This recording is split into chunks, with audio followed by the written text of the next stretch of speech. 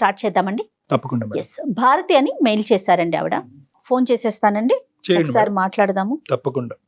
ఇంకా నాకు సొల్యూషన్ లేదు, పరిష్కారం లేదు అనుకున్నప్పుడు చావేనేమో, డెత్ డెత్ డెత్ అనుకో. మనిషి కోరుకోంది ఏదన్నా ప్రపంచంలో ఉందంటే అది చావే మేడం. అది కోరుకో. భారతి గారు నమస్తే అండి. నమస్తే అండి.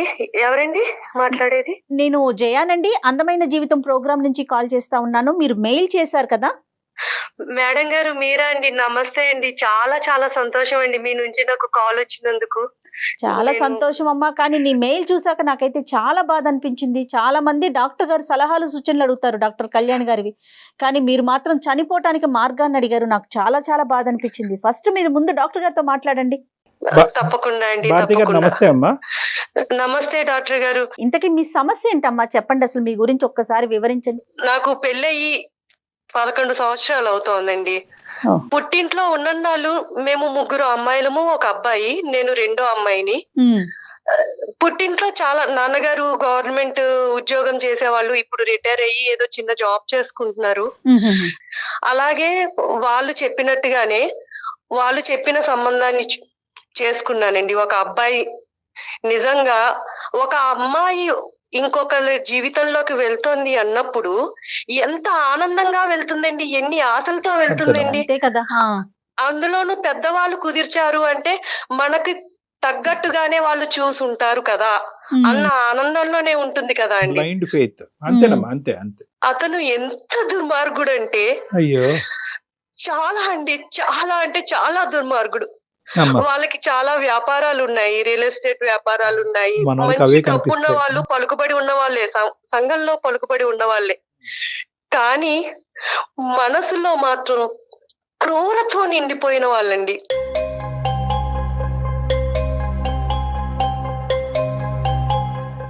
మొదటి రాత్రి నుండే అతని అరాచకాన్ని నా మీద చూపిస్తూ ఉన్నాడండి.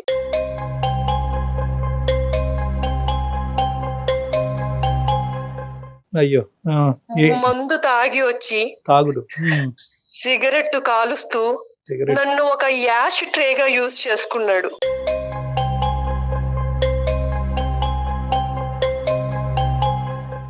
ఆయన ఎలా భావించేవారంటే, ఉమ్, ఈ మొహాన్ని నేను చేసుకోవడం ఏంటి, ఉమ్, ఉమ్, దీన్ని భరించాల్సిన కర్మ నాకేంటి, ఉమ్.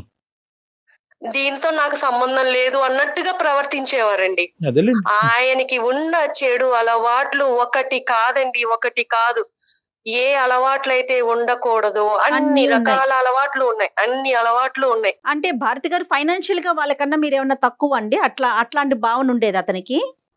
ఫైనాన్షియల్ గా వాళ్ళకన్నా తక్కువే, కానీ మా పేరెంట్స్ మంచిగానే చక్కగా అన్ని వాళ్ళు అడిగినట్టుగానే చేశారు, పంపించారండి. ఎంతమ్మా ఇప్పుడు ఈ స్థాయిలో తాగేవాడి గురించి కనుక్కోవటం ఎంత చెప్పండి. ఆ రోడ్లు, ఆ వీధిలో రోడ్లు ఊడ్చే వాళ్ళని అడిగినా కూడా చెప్తారు, అమ్మా ఎలాంటి వాడు ఇలాంటి వాడు అంటే, బాబు వాడు తాగి ఎక్కడెక్కడ పడిపోతా ఉంటాడని చెప్తారు. అసలు అసలు ఏమైనా వాకప్ వాకప్ జరిగిందా? చేశారా? అసలు అలాంటి వాకబుల్ చేయలేదండి. చెప్పారు వాళ్ళకి వ్యాపారాలు ఉన్నాయి, డబ్బున్న వాళ్ళు, డబ్బులు, వాళ్ళకి వ్యాపారం. సంఘంలో పలుకుబడి ఉంది, ఆ మీ అమ్మాయిని ఆ ఇంట్లోకి ఇస్తే సుఖపడుతుంది అలా చెప్పి వాళ్ళు నన్ను పంపించారండి. నాకు కూడా అలాగే చెప్పారు, అమ్మ నువ్వు పుట్టింట్లో కన్నా అత్తారింట్లో చాలా సుఖపడతావు, నువ్వు చాలా అదృష్టవంతురాలివి. మరి నీ మీద జరిగిన అబ్యూజ్ ఏంటమ్మా? అంటే నీ మీద ఎటువంటి జరిగింది? అంటే కేవలం తాగి పడుకునేవాడు, సిగరెట్లు తాగి పడేసేవాడా, లేదంటే నీ మీద ఏమన్నా? ఏం చెప్పాలండి, ఏం చెప్పేవాళ్ళు, కొట్టేవాళ్ళండి. ఆయన చేతికి ఏదొస్తే అది మీదకి విసిరేసేవాళ్ళు.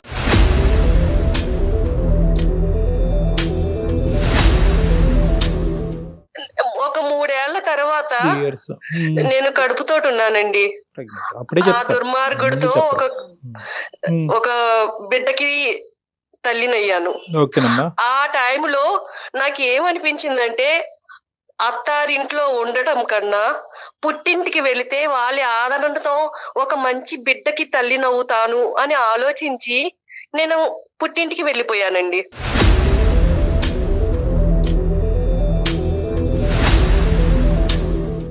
కనీసం బిడ్డ పుడితే అన్నా వాళ్ళలో మారతాడు. మార్పు వస్తుంది, ఆ బిడ్డని చూసుకున్నా ఆ తండ్రి మారుతాడు అన్న ఇదిలో వెళ్ళానండి. వెళితే ఎప్పుడన్నా నేను మెసేజ్ పెట్టినా, ఫోన్ చేసినా అయిష్టతగా మాట్లాడేవారు కానీ ఎలా ఉన్నావు, ఏంటి, తింటున్నావా, ఉంటున్నావా, అసలు ఇంకేం పట్టించుకోలే అలాంటి ఈమెని. ఎప్పుడు వెళ్తాడా అని పట్టించుకునేది వెయిట్ లేదు. చేశాడు. ఆఖరికి ప్రెగ్నెన్సీ వచ్చి వెళ్ళిపోవటంతో ఇంకా హ్యాపీగా సాగరంపినట్టున్నాడు. ఎందుకంటే అతను విచ్చలవిడితనానికి ఇంకెవరు లిమిటేషన్ అడ్డు లేదు ఉండదు కదా. డెలివరీ అయ్యింది. బాబు పుట్టిన తర్వాత మా అమ్మగారు వాళ్ళకి కబురు పంపించారండి.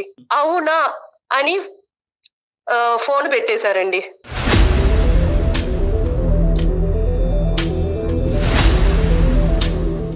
సరే ఫైనల్ గా ఎప్పుడు చెప్పావమ్మా? మీ పుట్టింటోళ్ళకి ఎప్పుడు చెప్పావు? వాళ్ళ రియాక్షన్ ఏంటి? అది ఇంపార్టెంట్ మాకు. పుట్టింటి వాళ్ళకి ఎప్పుడు చెప్పానంటే, ఎప్పుడైతే వాళ్ళు బిడ్డని కూడా చూడటానికి రాలేదో అప్పుడు చెప్పారు. అప్పుడు చెప్పానండి. అప్పుడు చెప్పాక ఇప్పుడు అసలైన బాధ నాది మొదలైంది. ఇప్పుడు పుట్టింటి వాళ్ళకి నేను చులకనైపోయాను.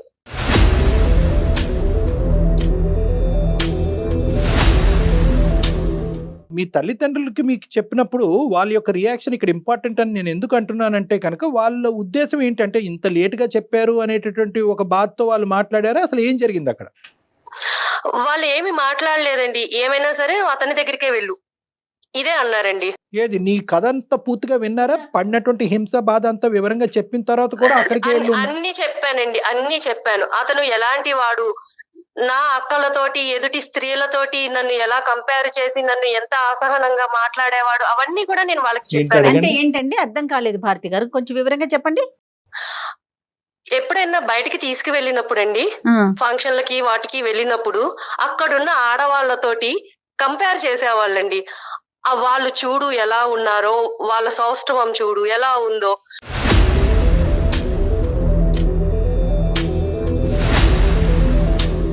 పక్కన భార్యని పెట్టుకుని ఎదుటి స్త్రీలో అందాన్ని వెతుక్కుంటున్నాడు కదా.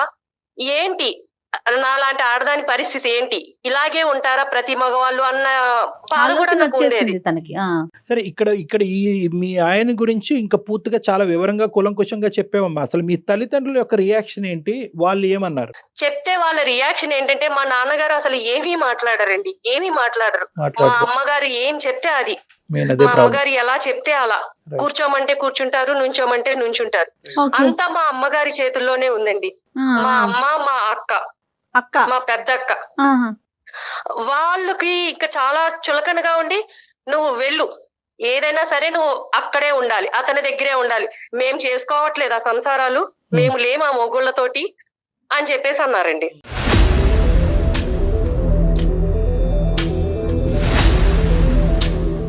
అంటే వాళ్ళ ఉద్దేశ ప్రకారం ఏంటంటే కనుక, ఒకసారి పెళ్లి చేసుకుంటే కనుక చావరేవో అక్కడే తేల్చుకోవాలి, మళ్ళీ పుట్టింటికి తిరిగి రాకూడదు అనేది. తిరిగి రాకూడదు. మిగతా వాళ్ళందరూ ఉండట్లేదా, మిగతా వాళ్ళు వాళ్ళ భర్తలతో ఉండట్లేదా, సుఖంగా వాళ్ళని మార్చుకుని సంసారాలు చెయ్యట్లేదా, నువ్వు ఎందుకు చెయ్యవు? అటువైపు నరకాసుడైనా హిరణ్యకశిపుడైనా ఎవరైనా కూడా అక్కడ ఉండాలి. రైట్, ఓకే, అర్థమైందమ్మా. మీ పేరెంట్స్ యొక్క, మీ ఫ్యామిలీ యొక్క సైకాలజీ అర్థమైంది. తర్వాత అమ్మా, మీ సిస్టర్స్ ఇద్దరు హ్యాపీయేనమ్మా? మీ సిస్టర్స్ ఇద్దరు హ్యాపీయే? వాళ్ళ హ్యాపీ, చాలా హ్యాపీగా ఉన్నారండి, వాళ్ళు చాలా హ్యాపీగా ఉన్నారు. సో పుట్టింటికి వచ్చిన తర్వాత నీ బాధ చెప్పుకునేటటువంటి క్రమంలో మీ సిస్టర్స్ దగ్గర నుంచి కూడా నీకు ఎటువంటి సపోర్ట్ రాలే? సపోర్ట్ రాలేదండి. ఒక రకమైన టార్చర్ కాదండి. మా అమ్మగారు గాని, మా పెద్దక్క గాని అసలు పెళ్లికి ముందు వాళ్ళు ఎలా ఉండేవాళ్ళు, నన్ను ఎలా చూసుకునేవాళ్ళు, అలాంటిది పెళ్ళయ్యాక భర్త ఆదరణ లేకపోతే ఇంత హింసిస్తారా నన్ను? అమ్మ కూడానా? అమ్మ కూడా అండి, అమ్మ కూడా. అంటే వాళ్ళకి ఒక చులకన ఏర్పడిపోయింది. అంటే దీనికి ఎవరి సపోర్టు లేదు, ఇది మన మీదే ఉంది, మన మీదే బతకాలి, దీనికి మనం తప్ప దిక్కు లేదు అని చెప్పి ఇంట్లో చాకిరీ అండి, చాకిరీ, ఎంత గొడ్డు చాకిరీ చేయించేవాళ్ళు. వంట పని, ఇంటి పని, ఇంకా ఇదని అదని లేదండి, మొత్తం అంతా వాళ్ళకి అలుసైపోయాను నేను. అంటే దీనికి మొగుడు అండ లేదు, వీళ్ళకి మనమే దిక్కు, ఇది ఏం చెప్పినా వినాల్సిందే, మనం ఏం చెప్తే అది చేయాల్సిందే అన్నట్టుగా ఉండేవాళ్ళు. ఇప్పుడు మీరు పాప బాబా అన్నారండి? బాబండి, అది అదృష్టమో దురదృష్టమో నిజంగా అండి. ఆ బాబు పుట్టాడు అని ఆనందపడడానికి కూడా లేదండి. వాడు చాలా హైపర్ అండి, హెల్త్ ఇష్యూస్ చాలా అంటే చాలా ఉన్నాయి. ఫిజికల్ హెల్త్ అమ్మా, mental health? Physical and mental health బాగుండక ఫిజికల్ గా అసలు చాలా హైపర్ యాక్టివ్ అండి. ఎంత ఓహో. అల్లరి చేస్తాడంటే అసలు స్కూల్లో కూడా ప్రతి 3 నెలలకి పేరెంట్స్ నుంచి కంప్లైంట్లు అండి. మా అబ్బాయిని కొట్టాడండి, ఇదిగోండి మేము ఇలా సఫర్ అవుతున్నాము. వాళ్ళు ప్రిన్సిపల్ కి కంప్లైంట్ చేయడం. అప్పుడు ప్రిన్సిపల్ ఏమో అమ్మా ఇలాంటి పిల్లలు మా స్కూల్లో కాదమ్మా, మీరు వేరే స్కూల్లో జాయిన్ చేసుకోండి, అది మాకు టీసీ ఇచ్చేయడం.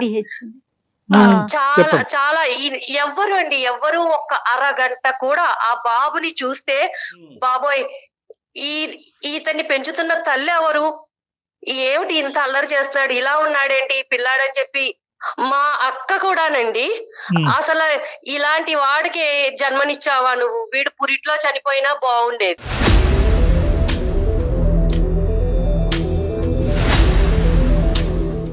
మా తమ్ముడండి మేనల్లుళ్ళు అంటే చాలా ఇదిగా ఉంటారు కదా, వాడు ఏదో అల్లరి చేస్తూ విరక్కొట్టాడని చెప్పి మా తమ్ముడు నన్ను కొట్టాడండి. నన్ను కొట్టాడు. అలాంటి పిల్లాన్ని నువ్వు అసలు నీకు పిల్లని పెంచడం వచ్చా రాదా, ఏంటి అలా పెంచుతున్నావు పిల్లని, వాణ్ణి కాదండి నన్ను కొట్టాడు. లోకువైపోయింది అమ్మాయి. ఇలా స్కూల్ నుంచి ఏవో ఫోన్స్ వచ్చావండి పేరెంట్స్ నుంచి. నేను ఫోన్ మా పక్కకి వెళ్ళి మాట్లాడుతుంటే మా అమ్మ అనేది, ఎవరితో మాట్లాడుతున్నావే, అయ్యో ఎవరితో మాట్లాడుతున్నావు, ఎవరితో రంకు కడుతున్నావు.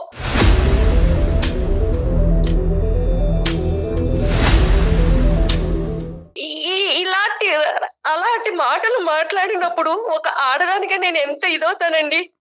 మా అక్క మల్లెపూలు కొనుక్కునేదండి. ఒకసారి ఆ మల్లెపూలు నా చేతిలోకి తీసుకుంటే, నీలాంటి దానికి ఎందుకు మల్లెపూలు అందండి. అంటే నేను ఎందుకు పనికిరాని దాన్ని, అంటే వాళ్ళకి ఎందుకు అంత లోకం అయిపోయాను, ఎందుకు అంత చులకనగా మాట్లాడాలి నన్ను.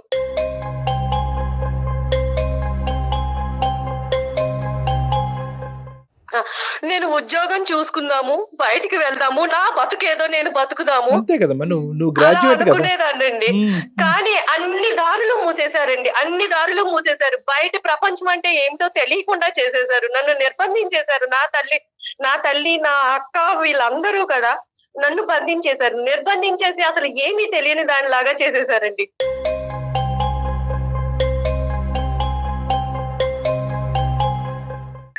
లేదండి, ఇవన్నీ నేను భరించలేనండి. నాకు చావు ఒక్కటే పరిష్కారం. అట్లా ఏం కాదమ్మా, అట్లా ఏం కాదు. నాకు నిజంగా చావు ఒక్కటే పరిష్కారం అండి. ఇటు పుట్టింటిని తట్టుకోలేను. కాదమ్మా భారతి, నువ్వు 1కి 10 సార్లు చావు అంటున్నావు. నువ్వు ఉండగానే నీ కొడుకుని ప్రపంచం ఈ విధంగా ట్రీట్ చేస్తుంటే, నువ్వు చనిపోయిన తర్వాత వాడికి ఏమైనా దిక్కు మొక్కు ఉంటదమ్మా? వాడిని తీసుకెళ్లి ఒక పిచ్చి ఆసుపత్రిలో పడేసి జీవితాంతం నువ్వు ఇక్కడే సావరా అంటారు. లేదంటే ఏదో నేరం చేస్తే కనుక తీసుకెళ్లి జైల్లో పెట్టి అక్కడ జీవిత ఖైదీలాగా ఉంటాడు. అది తప్పు. ఒకటి at the end of the day ఒక తల్లి పాత్రలో నేను నిలబడినప్పుడు 100 వాడి జీవితాన్ని చక్కదిద్దేంత వరకు నువ్వు చావు అనే పదం వాడకూడదు, ఎప్పటికీ వాడకూడదు.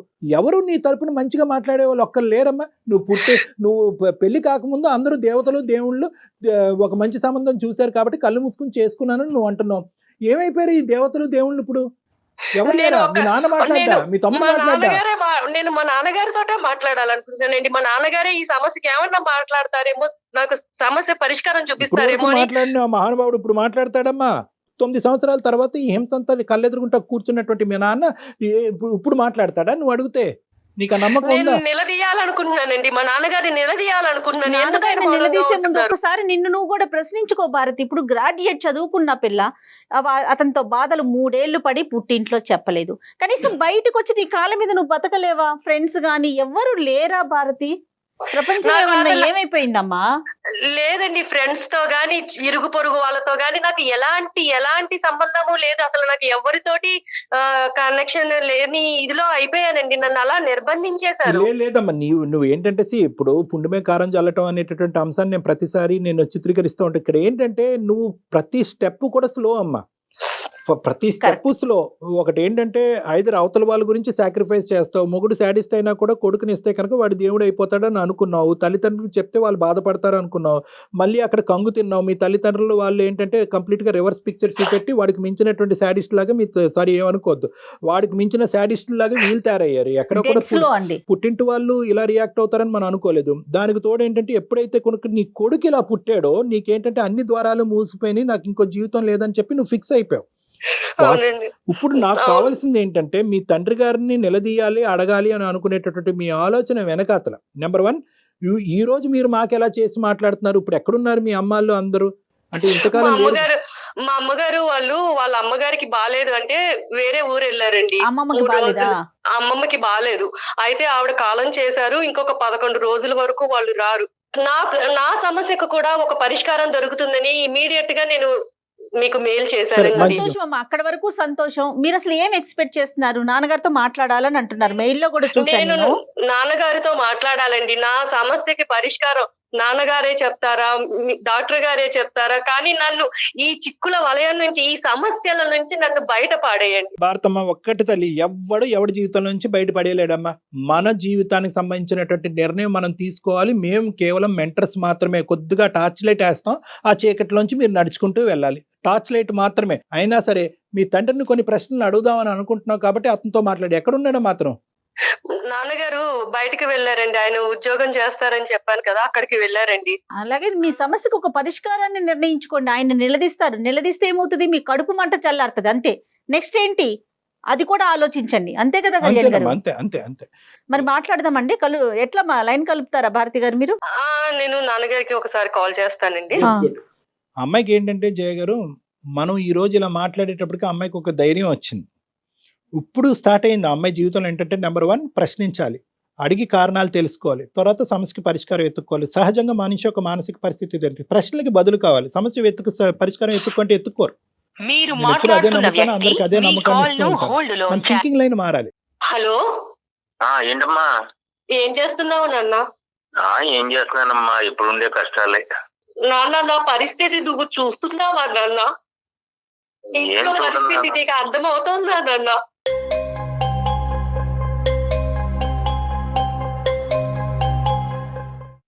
ఏం చూడమ్మా, ఏం చూడన్నా, అమ్మ ఏమో అట్లా చేస్తుంటే ఇంకా నేను నా మాత్రం నా వరకు ఏమీ చేయడానికి ఏమో అవకాశం రావట్లేదు. నువ్వు ఇంటికి పెద్ద నాన్న, నీ కూతురు జీవితం అలా అయిపోతుంటే నువ్వు ఎలా చూస్తున్నావు నాన్న? అమ్మకి ఎందుకు చెప్పలేకపోతున్నావు?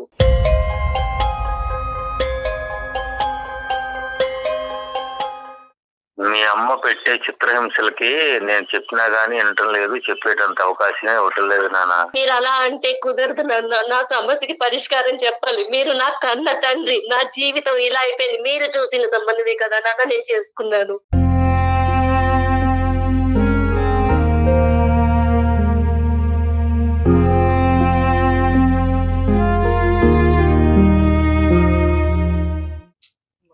మీరు చెప్పినట్టే కదా నాన్న, విన్నాను. మీ కళ్ళ ముందు జీవితం ఇలా అయిపోతుంటే మీరు ఎలా చూస్తున్నారు నాన్న?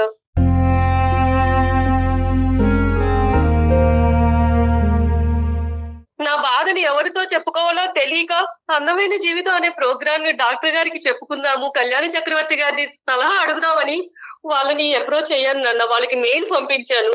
ఈ సమస్యల నుంచి నన్ను ఎలాగైనా సరే మీరు బయట పడేయాలండి. నాకు ఒక్కట చావు తప్ప ఏది కనిపించట్లేదు నాన్న.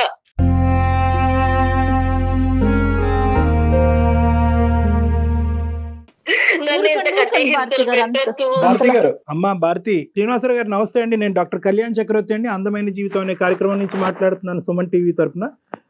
నాతో పాటు జయ మేడం కూడా ఉన్నారు. నమస్తే అండి శ్రీనివాస్ గారు. ఎక్కడున్నారు శ్రీనివాస్ గారు? మీరు ఏం చేస్తున్నారు? మీ అమ్మాయి పరిస్థితిని అర్థం చేసుకున్నారా? ఏం చేయబోతున్నారు? ఏం చేశారు? వాళ్ళు చిన్నప్పుడు నానా ఇబ్బందులు పడి పెంచానండి.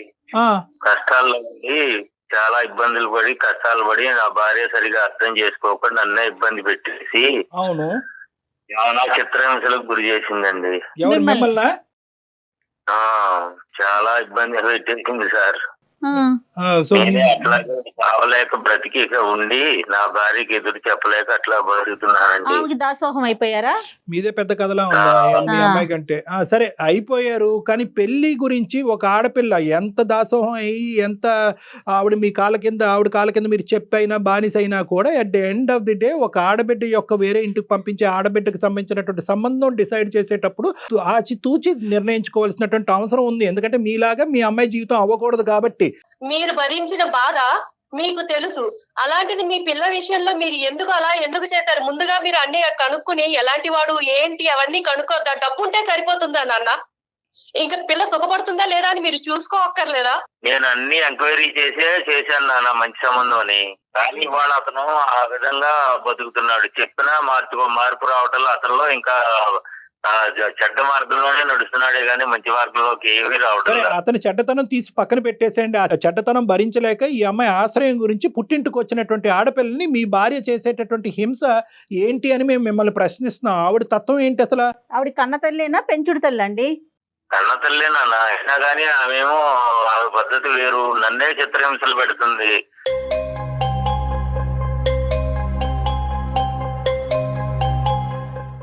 గ్యాస్ స్టవ్ మీద శారీ వేసేసి నేను చచ్చిపోతానని అంటుంది. అయినా నేను ఎదురు చెప్పలేక నేను బ్రతుకుతున్నా.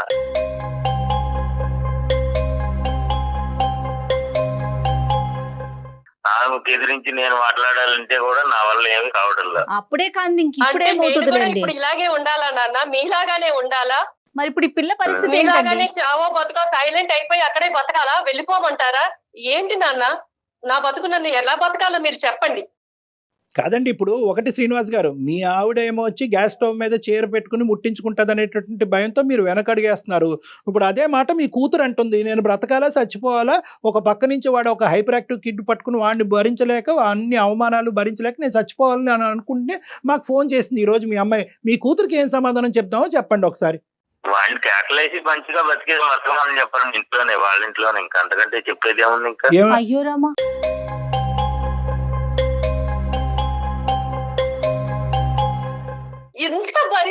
ఎంత భరించినా మళ్ళీ అతని దగ్గరికే వెళ్ళమంటున్నారు నాన్న.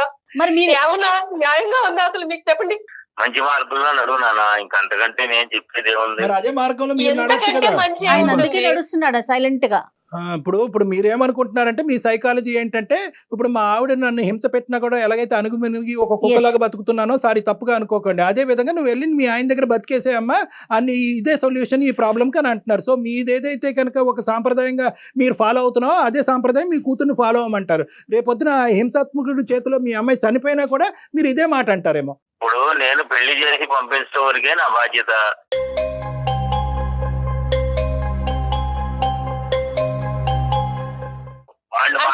దులిపేసుకున్నారా నాన్న? పెళ్లి అయిపోయిన తర్వాత చేతులు దులిపేసుకున్నారా మీరు అసలు? ఇప్పుడు మీ ఆవిడ నోరు ఆవిడ ఏంటంటే ప్రత్యక్షంగా కనిపిస్తుంది, మీరేంటంటే ఎక్కడో ఉద్యోగం చేసుకుంటున్నారు కాబట్టి మీ యొక్క తీరు, మీ వ్యక్తిత్వం, మీ మాట పద్ధతులు, మీ ఆలోచన శైలి ఇప్పుడుకొచ్చి ఈ మహాతల్లికి కనిపించలేదు. అంటే తల్లిదండ్రులు ఇద్దరు ఒకటే. పోనీ అమ్మాయి కాళ్ళ మీద నిలబడుతుంది కదా, దానికైనా ఈయన సపోర్ట్ చేయొచ్చు కదండి.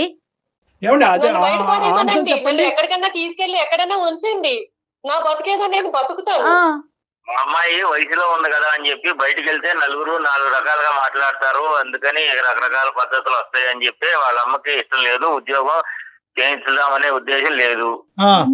ఏంటి నాన్న, మీ పెంపకం మీద మీకు నమ్మకం లేదా నాన్న?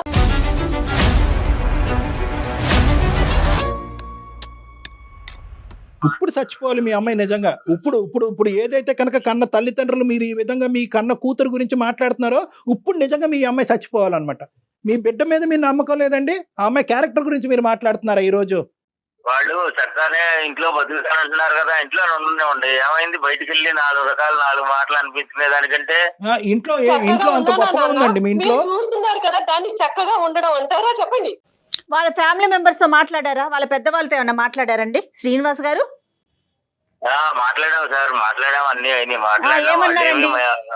ఏం చెప్పాడు అతను? వాడేమో వాడి పద్ధతిలో వాడు నడుస్తాడు, అల్లుడు గాడు. మా అమ్మాయినేమో చిత్రహింసలు పెడతారు, మా ఆవిడేమో నన్ను పెట్టిన దానికంటే ఎక్కువగా మా అమ్మాయిని కూడా పెడుతున్నారు అక్కడ. అన్ని తెలుసు మీకు. అంతేగాని కనీసం వాళ్ళు ఒక ఫ్యామిలీ పద్ధతిగా కావాలని పెళ్లి చేసుకున్నాము, ఇంట్లో ఉంచుకుని మీ ఇంట్లో ఏమిచ్చింది ఏమండి వేరే ఫ్యామిలీ గురించి ఎందుకు మాట్లాడటం అండి? చూసుకుందాం ముందు. అత్తింట్లో నరకాన్ని అనుభవిస్తూ పుట్టింటికి వస్తే కనుక అక్కడ మించిన నరకాన్ని మీ ఆవిడ చూపెట్టింది సొంత కూతురికి. అంటే వాళ్ళ పెంపకం మీదే వాళ్ళకి నమ్మకం లేదు.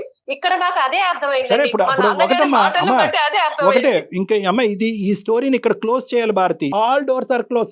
నా అనేటటువంటి మనుషుల్ని నమ్ముకుని నువ్వు బ్రతకాలి అనుకుంటే కనుక నువ్వు బ్రతకలేవు. నిన్ను నువ్వు నమ్ముకుంటేనే బ్రతకగలవు అనేటటువంటిది ఈ రోజు మీ నాన్న మాట ద్వారా మనకి ఇక్కడ అర్థమైంది. నేనేదో ఇతను పొడి చేస్తాడని చెప్పి ఫోన్ కలపండి అని నేను అన్నాను. నాకు తెలిసి ఇతని క్యారెక్టర్. అమ్మ భారతి చెప్పండి. రైట్, చెప్పండి. ఇప్పుడు నువ్వే నీ కౌన్సిలర్, నువ్వే నీ డాక్టర్, నీ మనోధైర్యమే నీ శక్తి. ఈ రోజు నీకంటూ ఒక బిడ్డ ఉన్నాడు, ఆ బిడ్డ పరిస్థితి కూడా అంత బాలేదని అంటున్నావు. నీ జీవితాన్ని నువ్వు పోషించుకుంటూ వాడిని కూడా కాసుకోవటం అనేది కష్టం. కాబట్టి ఈ దారి చెప్తున్నాను. ప్రధానంగా ఏంటంటే నిన్నెవ్వరు ఏ తలుపులు మూయలేదు, ఎవరు నిన్ను ఆపలేరు. నువ్వు బయటకు వచ్చి నీ కాళ్ళ మీద నువ్వు నిలబడేటటువంటి ప్రయత్నం నువ్వు చేయాలి. అదొకటే ఈ సమస్యకి పరిష్కారం. బయట ప్రపంచం అసలు ఎలా ఉంటుందో మర్చిపోయానండి. మర్చిపోయి 12 ఏళ్ళు అవుతుంది బయట ప్రపంచంతో సంబంధాలు తెగిపోయి. ఇన్ని రోజులు నువ్వు ఏం చేసావంటే కనుక నాకందరూ ఉన్నారు, ఈ అందరూ మారితే కనుక అక్కడ మొగుడు మారుతాడన్నావు, మారలేదు. తల్లి మారుతాడన్నావు, మారలేదు. తమ్ముడు మారుతాడన్నావు, మారలేదు. అక్క చెల్లి మారలేదు. ఈ రోజు మీ నాన్న మారుతాడని చెప్పి మాకు ఫోన్ చేసావు, మీ నాన్న కూడా మారలేదు. నాకు అలవాటు లేదండి, నాకు ఎవరు లేరు అండి అనేటటువంటిది కాదు. మీకు మేము ఉన్నాం. మీరు అంత మాట అన్నారు, మీరు నాకు అంత మోరల్ సపోర్ట్ ఇచ్చినప్పుడు నేను తప్పకుండా ఒక స్టెప్ తీసుకుంటాను. మా అమ్మగారు వాళ్ళు వచ్చే లోపు నేను ఎలాగైనా సరే నేను ఆ ఇంటి నుంచి బయటపడి నా కాళ్ళ మీద నేను నిలబడాలండి. నీ క్వాలిఫికేషన్ బట్టి అమ్మ ఇది అంత ఈజీ ప్రయాణం కాదు. నువ్వు అన్నట్టుగానే ఏంటంటే ఇప్పటి వరకు అక్కడే ఉంటూ అదే కుంపట్లో ఉంటూ ఆ విధంగానే బ్రతికి బయట ప్రపంచాన్ని అంతా నీకు నువ్వుగా కట్ చేసేసుకున్నావు చూడు. ఇప్పుడు బయట ప్రపంచంలోకి వచ్చి నీ కాళ్ళ మీద నిలబడటం అనేటటువంటిది అంత ఈజీ అయితే కాదు అని చెప్పి నువ్వు నరకం అనుభవించే అంత కష్టం కూడా కాదు. యాజ్ ఏ సైకియాట్రిస్ట్ నేను ఏమంటున్నానంటే నీ కొడుక్కి మంచి రీహాబిలిటేషన్ సెంటర్లో పెట్టిద్దాం, ఫ్రీగా పెట్టిద్దాం. ఏదన్నా అట్లీస్ట్ నువ్వు ఏంటంటే నీ కాళ్ళ మీద నువ్వు నిలబడేంత వరకు ఆ రీహాబిలిటేషన్ సెంటర్కి ఏదైనా నువ్వు పే చేసేంత వరకు నీకు ఫ్రీగా మేము సపోర్ట్ ఇవ్వడానికి ట్రై చేస్తాం. ఓకే, ఆ అబ్బాయికి ప్రధానంగా ఏంటంటే మీ అందరు గొడవల వల్ల ఏంటంటే వాడు నెగ్లెక్ట్ అయిపోతున్నాడు. 12-13 సంవత్సరాల తర్వాత ఇటువంటి పిల్లలు మారేదానికి అవకాశం ఉండదు. వాళ్ళు ఇంకా హింసాత్మకమైనటువంటి దారిలోకి వెళ్ళిపోతారు. కాబట్టి ఈరోజు నీ సమస్య ఒక ఎత్తు అయితే కనుక వాడిని బాగు చేయడం అనేది కూడా ఇంకో ఎత్తు.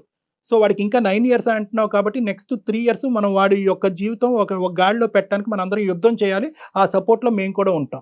జయ గారు కూడా ఉంటారు, తప్పకుండా ఉంటుందండి. అందులో అసలు ఎటువంటి సందేహం లేదు. చాలా సంతోషం అండి, చాలా మనోధైర్యాన్ని ఇచ్చారు నాకు. ఇది అయిపోయిన తర్వాత నేను మీతో ఒకసారి పర్సనల్ గా మాట్లాడతాను భారతి గారు. ఏం చేద్దాం, ఎలా చేద్దాం, మీ క్వాలిఫికేషన్ కి తగినట్టుగా ఎలాంటి పని దొరుకుతుంది, ఇవన్నీ మనం ఆలోచిద్దాము. మీరు అన్నట్లుగా అమ్మ వాళ్ళు వచ్చేలోపు ఒక నిర్ణయం తీసుకోండి. అవసరమైతే ఒక కంప్లైంట్ పెట్టేసేయండి. అంతేనా కళ్యాణ్ గారు? ఎస్, ఓకేనమ్మా, ధైర్యంగా ఉండండి. సూపర్. ధన్యవాదాలండి డాక్టర్ గారు, చాలా సంతోషం అండి మీతో మాట్లాడాక. నాకు చాలా హ్యాపీగా ఉందండి. ఆల్ ది బెస్ట్ అమ్మా, will be in touch with you. ఓకేనండి, థ్యాంక్ యూ అండి. Right sir. ఎలా మొదలైంది, ఎలా ఎండ్ అయింది చూడండి కళ్యాణ్ గారు. అమ్మాయికి ఏంటంటే అది నేను ఇందాక అన్నాను కదా స్టార్టింగ్ లో, కొన్ని ప్రశ్నలకు ఆ అమ్మాయికి బదులు దొరికేంత వరకు ఈ అమ్మాయి నెక్స్ట్ అడిగేయదు అని చెప్పి నేను స్టార్టింగ్ లో చెప్పాను. ఇప్పుడు ఆ సమాధానానికి తనకు దొరికింది. అంటే మా నాన్న మారుతాడేమో, మా నాన్న ద్వారా నేను ఇంట్లోంచి బయట పడచ్చేమో అనేటటువంటి ఆలోచనని ఇప్పుడు ఆ అమ్మాయికి ఏమర్థమైందంటే కనుక మా నాన్నగారు తలుపేసుకుని అతని స్వార్థం చూసుకుంటున్నాడు తెలిసింది. కాబట్టి ఇప్పుడు నెక్స్ట్ అడిగేయడానికి ఆ అమ్మాయి రెడీ అయింది. రైట్ అండి. ఎపిసోడ్ అయిపోయినాక నేను ఒకసారి పర్సనల్ గా తనతో మాట్లాడతాను, మీకు అప్డేట్ చేస్తాను. తప్పకుండా జయ గారు. Right, thank you so much అండి. నమస్తే. 2 తెలుగు రాష్ట్రాలలో మొట్టమొదటి factory outlet jewellery shop Mukunda jewelleries.